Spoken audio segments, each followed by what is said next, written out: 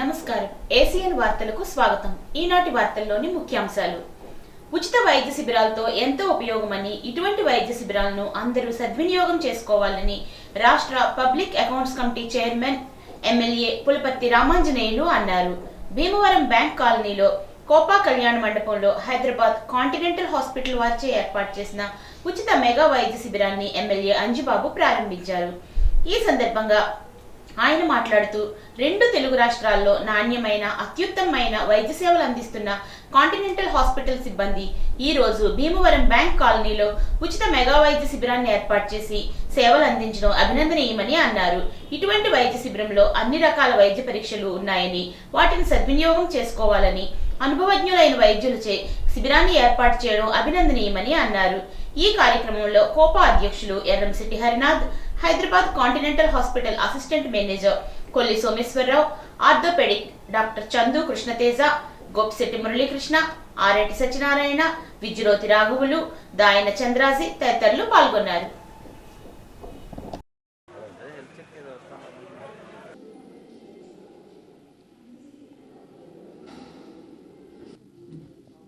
ఈరోజు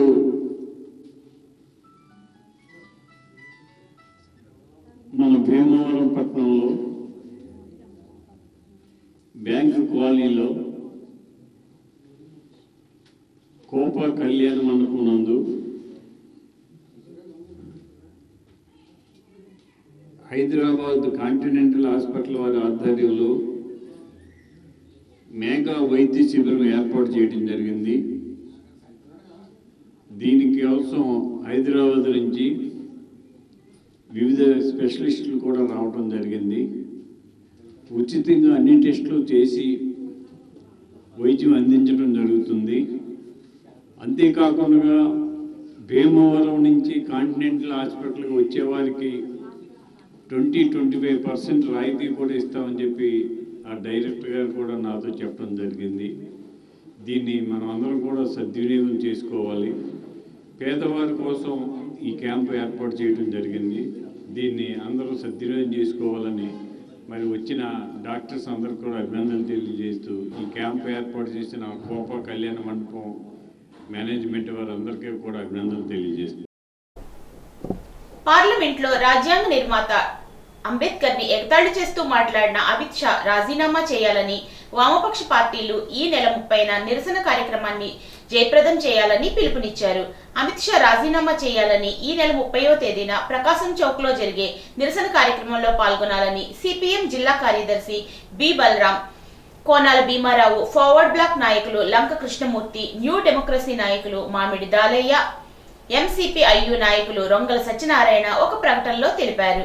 ఈ నాయకులు మాట్లాడుతూ, బీజేపీ ఆర్ఎస్ఎస్ పథకం ప్రకారం మనుధర్మ శాస్త్రాన్ని నమోదు చేసేందుకు రాజ్యాంగాన్ని, రాజ్యాంగ హక్కులను కాలరాస్తున్నారని, దీనికి వ్యతిరేకంగా 30న జరిగే నిరసన కార్యక్రమంలో ప్రతి ఒక్కరూ పాల్గొనాలని పిలుపునిచ్చారు. అత్తిలి మానవతా సేవా సంస్థ ఆధ్వర్యంలో ఏర్పాటు చేసిన శాంతి రథాన్ని మానవతా వ్యవస్థాపకుడు నిమ్మనపల్లి రామచంద్రారెడ్డి ప్రారంభించారు. మానవత అనే పెద్ద కుటుంబంలో ప్రతి ఒక్కరూ సభ్యులుగా చేరడం ద్వారా ప్రతి సమస్యను ధైర్యంతో ఎదుర్కోవచ్చని సంస్థ వ్యవస్థాపకుడు రామచంద్రారెడ్డి అన్నారు. అత్తిలి సంస్థ ఏర్పాటు చేసి 3 సంవత్సరాల్లోనే అంబులెన్స్, శాంతి రథాన్ని సమకూర్చుకోవడం అభినందనీయమని అన్నారు.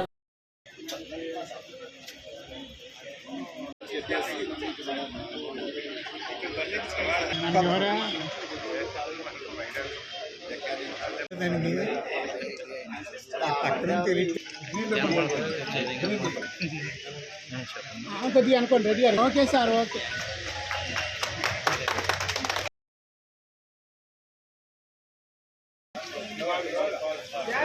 ఓపెనింగ్ చేయకు.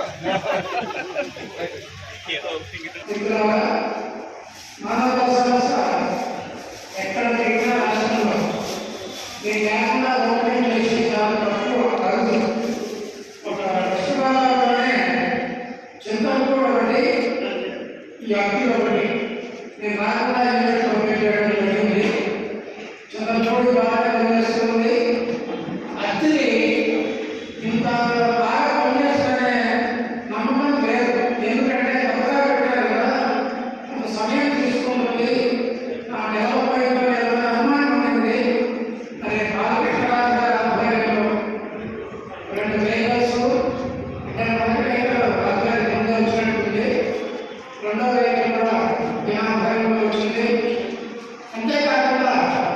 ఈ వెహికల్స్ రావడం విరాళాలు రావడం కాదు. సభ్యులు ఎంతమందికి పెరిగితే అంత గొప్ప సమస్య మా దృష్టిలో.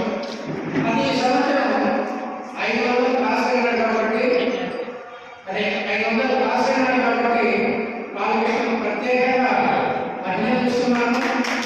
అక్కడే కాదు, ఇందులో కలెక్టర్గా చేస్తే 500 నుంచి 1000 చేయడం కష్టం కాదు. వాస్తవంగా గ్రామంలో 3,400 పైన సరుకులు కనపడడం ఉండలేదు. కాబట్టి ఎక్కడ కూడా 1000 చేయడానికి కష్టమే కాదు. మానవతా అధ్యక్షుడు ముదునూరి బాలకృష్ణంరాజు మాట్లాడుతూ ప్రతి ఒక్కరూ భక్తి విశ్వాసాలు కలిగి శాంతి కాముకులై ధర్మపదంగా జీవించాలన్నదే సంస్థ యొక్క ధ్యేయం అన్నారు. మంచి సమాజం కోసం అందరూ ఐకమత్యంతో జీవించాలని అన్నారు. మానవతా చైర్మన్ ఆనాల ఆదినారాయణ, జిల్లా అధ్యక్షుడు Devineni Bhaskar Rao, chairman Alapati Nageswararao, career guidance chairperson Koduri Radha Pushpavathi, Katari Saradadevi, రాష్ట్ర అధ్యక్షుడు ఎం కోటేశ్వరరావు, పి రత్నాకర్, కుక్కల వెంకట్రావు తదితరులు ఈ కార్యక్రమంలో మాట్లాడారు. ఈ సందర్భంగా అత్తిలి యూనిట్ 500 సభ్యత్వాలు దాటిన సందర్భంగా యూనిట్ వారిని జ్ఞాపికతో సత్కరించారు. దాతలు కూనపరెడ్డి జయరాజు, సత్తి వెంకట సుబ్బారెడ్డి, సిరగాని భగవాన్, సంకు సతీష్ కుమార్, అత్తిలి శాఖ కార్యదర్శి కొల్లిపల్లి హరి, కోశాధికారి కుక్కల వెంకటరామారావు, బోడపాటి సూర్యచంద్రరావు ఈ కార్యక్రమంలో పాల్గొన్నారు.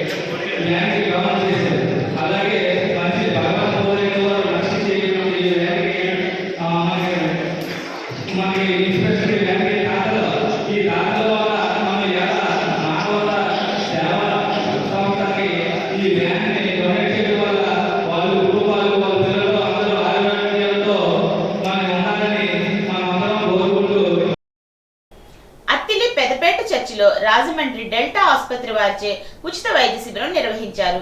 దివంగత కొండే ప్రవీణ్ జన్మదినోత్సవాన్ని పురస్కరించుకొని కుటుంబ సభ్యుల సహకారంతో నిర్వహించిన ఈ శిబిరంలో గుండె వైద్య పరీక్షలు, ఈసీజీ, జనరల్ వైద్య పరీక్షలు చేశారు. అవసరమైన వారికి ఉచితంగా మందులు పంపిణీ చేశారు. కొండే ప్రవీణ్ జన్మదినోత్సవం సందర్భంగా ప్రతి ఏడాది ప్రజలకు ఉపయోగపడే సేవా కార్యక్రమాలు నిర్వహించడం అభినందనీయమని వైద్యులు పేర్కొన్నారు. ఈ కార్యక్రమంలో మండల తెలుగు యువత అధ్యక్షుడు పోలిశెట్టి చందు, ప్రవీణ్ మరియు మిత్ర బృందం పాల్గొన్నారు. సీఎం సహాయ నిధి చెక్కులను తణుకు ఎమ్మెల్యే ఆర్మిల్లి రాధాకృష్ణ ఆదివారం ఆయన క్యాంపు కార్యాలయంలో లబ్ధిదారులకు అందజేశారు. అత్తిలి మండలం బల్లిపాడు గ్రామానికి చెందిన వడ్డీ జస్రీత నవ్య చికిత్స నిమిత్తం 56,850 రూపాయలు, విత్తంశెట్టి వెంకటేశులకు 1,05,000, తోట సతీష్ కు 1,66,300 రూపాయలు, ఆకుల మణికంఠకు 18,900 రూపాయలను అందజేశారు. ఈ కార్యక్రమంలో కూటమి నాయకులు గారపాటి బాబ్జీ, గారపాటి అశోక్, తోట గణేష్, ప్రగడ శ్రీనివాస్, విత్తంశెట్టి సత్యబాబు తదితరులు పాల్గొన్నారు. తణుకు నియోజకవర్గంలోని తణుకు పట్టణంలో స్థానిక ఎమ్మెల్యే ఆర్మిల్లి రాధాకృష్ణ తెలుగుదేశం పార్టీ కార్యాలయం నందు బాధితులకు సీఎం రిలీఫ్ ఫండ్ చెక్కులను అందజేశారు. 31 మందికి దాదాపు 40,46,249 రూపాయల చెక్కులను అందజేశారు. ఈ సందర్భంగా ఆర్మిల్లి మాట్లాడుతూ వైద్యం కోసం సొంత డబ్బులతో ఎవరు ఖర్చు పెట్టుకున్నారో వారికి ముఖ్యమంత్రి సహాయ నిధి నుంచి రీఎంబర్స్మెంట్ శాంక్షన్ అయ్యి 31 మందికి సీఎం రిలీఫ్ ఫండ్ మంజూరు చేయడం జరిగిందని అన్నారు. అదేవిధంగా ఆ చెక్కును ఈ రోజు అందజేయడం జరుగుతుందని చెప్పారు. ఒక చెక్కును శ్రీనివాసరావు భార్యకు అందజేయడం జరిగిందని అన్నారు. గత వైఎస్ఆర్సీపీ పార్టీ ప్రభుత్వంలో ఎవరైనా సొంత ఖర్చులతో వైద్యం చేయించుకున్నారో వారికి రీఎంబర్స్మెంట్ రావాలంటే చాలా గగనంగా ఉండేదని, చాలా మంది అప్లికేషన్లు పెట్టుకున్నా కనీసం అప్లికేషన్లు కూడా ట్రేస్ అవ్వకుండా, మంజూరు అవ్వకుండా బాధితుల బాధలన్నీ కూడా వర్ణాతీతమయ్యాయని పేర్కొన్నారు. ఇబ్బందుల నుంచి ప్రతి ఒక్కరూ కూడా ఆనందంగా ఆరోగ్యంగా ఉండాలనే ఉద్దేశంతో ముఖ్యమంత్రి చంద్రబాబు నాయుడు రాష్ట్రంలో ఎన్ని ఆర్థిక కష్టాలు ఉన్నా సరే సీఎం రిలీఫ్ ఫండ్ నుంచి సొంత ఖర్చులతో ఎవరు వైద్యం చేయించుకున్నారో వారికి రియంబర్స్మెంట్ నిధులను మంజూరు చేయడం జరుగుతుందని చెప్పారు. ఈ కార్యక్రమంలో కూటమి నాయకులు అందరూ పాల్గొన్నారు. తణుకు నియోజకవర్గంలో 31 మంది లబ్ధిదారులకు 40 లక్షల రూపాయలు ఈరోజు చెక్కుల ద్వారా అందించడం జరుగుతుంది. ముఖ్యంగా కూటమి ప్రభుత్వం వచ్చిన తర్వాత ముఖ్యమంత్రి చంద్రబాబు నాయుడు గారు పెద్ద మనస్సుతో ఎవరైతే ఆరోగ్య సేవలో వైద్య సదుపాయాలు పొందలేకపోతున్నారో అటువంటి వారి కోసం, వారి సొంత ఖర్చులతో వైద్య సదుపాయాలు చేయించుకున్న వారి కోసం రియంబర్స్మెంట్ చేస్తూ ఈరోజు పెద్ద మనసుతో ఆర్థిక ఇబ్బందులు ఉన్న ప్రభుత్వానికి ఇటువంటి వారిని అందరినీ కూడా ఆదుకోవాలి, వారందరికీ కూడా అండగా ఒక కట్టుబడిగా ఉండాలని చంద్రబాబు నాయుడు గారు ఈరోజు ముఖ్యమంత్రి సహాయం నుంచి పెద్ద ఎత్తున నిధులు మంజూరు చేయడం జరుగుతుంది. అందులో భాగంగా ఈరోజు మన నియోజకవర్గంలో 40 లక్షల రూపాయలు, అదేవిధంగా ఒక బెనిఫిషరీకి సంబంధించి ఈరోజు తిరుపతిపురం బొబ్బా శ్రీహరి గారి అబ్బాయికి దాదాపు 20 లక్షల రూపాయలు పైగా ఖర్చు అయితే దానికి సంబంధించి 10 లక్షల రూపాయలు ఈరోజు ముఖ్యమంత్రి సహాయ నిధి నుంచి ముఖ్యమంత్రి గారు మంజూరు చేయడం జరిగింది. అలాగే ఈరోజు అందరికీ కూడా ఎంతో పెద్ద మనసుతో చంద్రబాబు నాయుడు గారు ఇటువంటి దిగువ మధ్యతరగతి ప్రజల కుటుంబాలను ఆదుకునే విధంగా ఈ సీఎం రిలీఫ్ ఫండ్ ద్వారా నిధులు మంజూరు చేయడం జరుగుతుంది.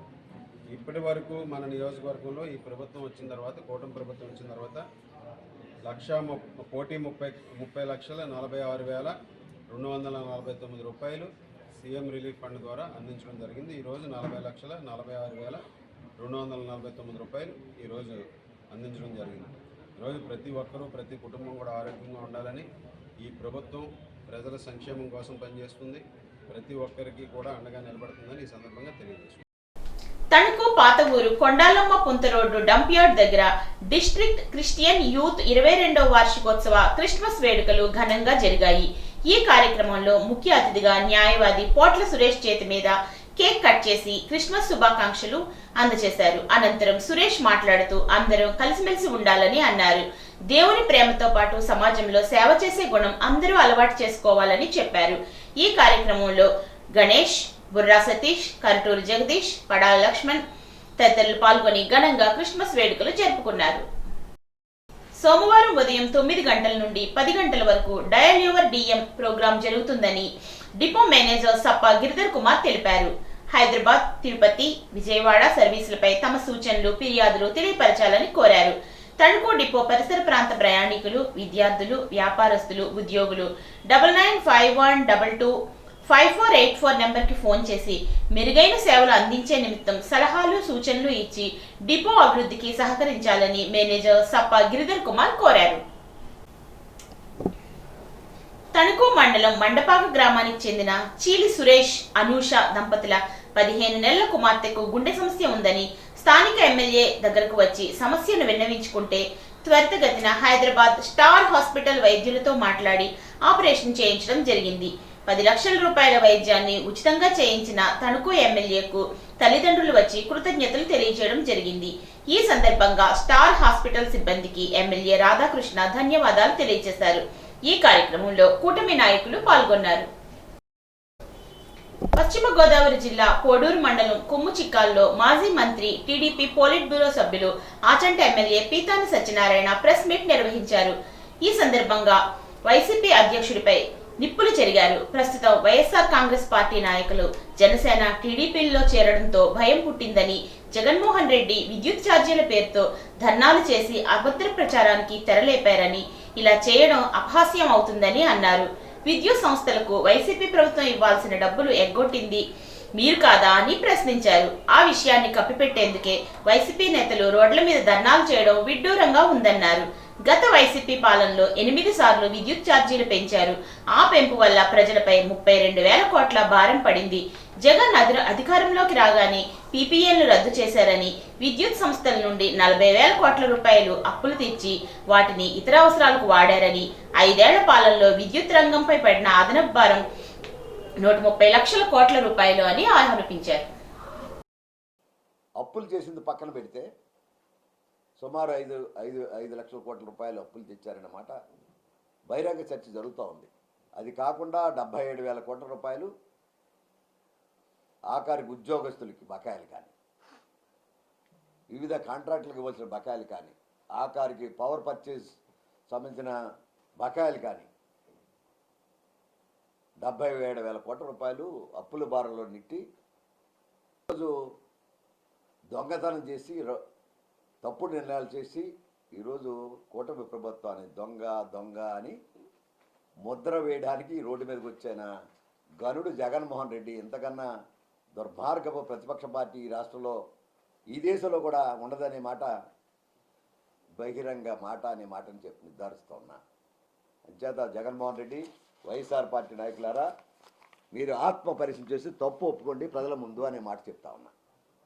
ఈనాడు మా ప్రభుత్వం ఒక్కొక్కటిగా ఆఖరికి రైతుకు సంబంధించిన ధాన్యం కొనుగోలులో ఒక పారదర్శకత తీసుకొచ్చాం. ఏ మిల్లు కావాలితే ఆ మిల్లు కొనుక్కోవచ్చు.